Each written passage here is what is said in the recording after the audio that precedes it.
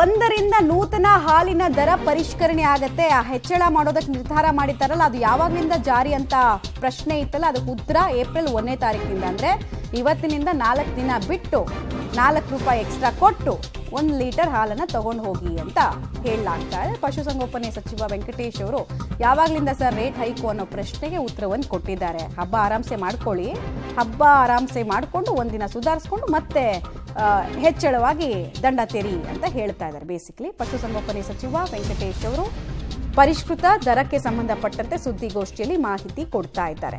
ಬೇರೆ ರಾಜ್ಯಗಳಿಗೆ ಹೋಲಿಸಿದ್ರೆ ನಮ್ಮಲ್ಲಿ ಹಾಲಿನ ದರ ಕಡಿಮೆ. ಇದು ಸಚಿವ ವೆಂಕಟೇಶ್ ಅವರು ಹಾಲಿನ ರೇಟ್ಗೆ ಸಂಬಂಧಪಟ್ಟಂತೆ ಸಮರ್ಥನೆ ಮಾಡ್ಕೊಳ್ತಾ ಇರೋದು. ಹೈಕ್ ಹಿಂಗ್ ಮಾಡ್ತಾ ಇದ್ದೀರಲ್ಲ ಹೆಂಗೆ ಅಂತ ಕೇಳಿದ್ರೆ ಬೇರೆ ರಾಜ್ಯನೆಲ್ಲ ಕಂಪೇರ್ ಮಾಡಿ ಅಂತ ಹೇಳ್ತಾರೆ.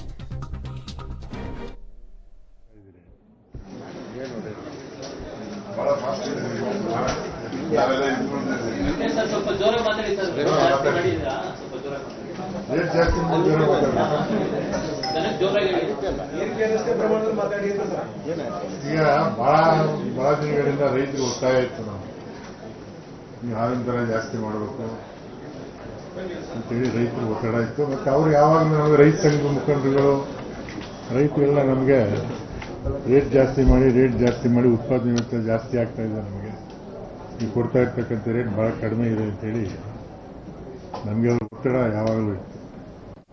ಹೀಗಾಗಿ ಮುಖ್ಯಮಂತ್ರಿ ಜೊತೆ ಚರ್ಚೆ ಮಾಡಿ ಇವತ್ತು ಕ್ಯಾಬಿನೆಟ್ನಲ್ಲಿ ಒಂದು ತೀರ್ಮಾನ ಮಾಡಿದ್ದಾರೆ. ತೀರ್ಮಾನ ಏನಪ್ಪ ಅಂದರೆ, ಈಗ 1 ಲೀಟರ್ ಹಾಲಿಗೆ 4 ರೂಪಾಯಿ ಜಾಸ್ತಿ ಮಾಡಬೇಕು ಅಂತೇಳಿ, ಆ 4 ರೂಪಾಯಿ ರೈತರಿಗೆ ರವಾನೆ ಮಾಡಬೇಕು ಅಂತೇಳಿ ತೀರ್ಮಾನ ಮಾಡಿ, ಸಂಪೂರ್ಣವಾಗಿ 4 ರೂಪಾಯಿ ರೈತರಿಗೆ ಕೊಡಬೇಕು ಅಂತೇಳಿ ತೀರ್ಮಾನ ಮಾಡಿದೆ. ಆದ್ದರಿಂದ ಇದು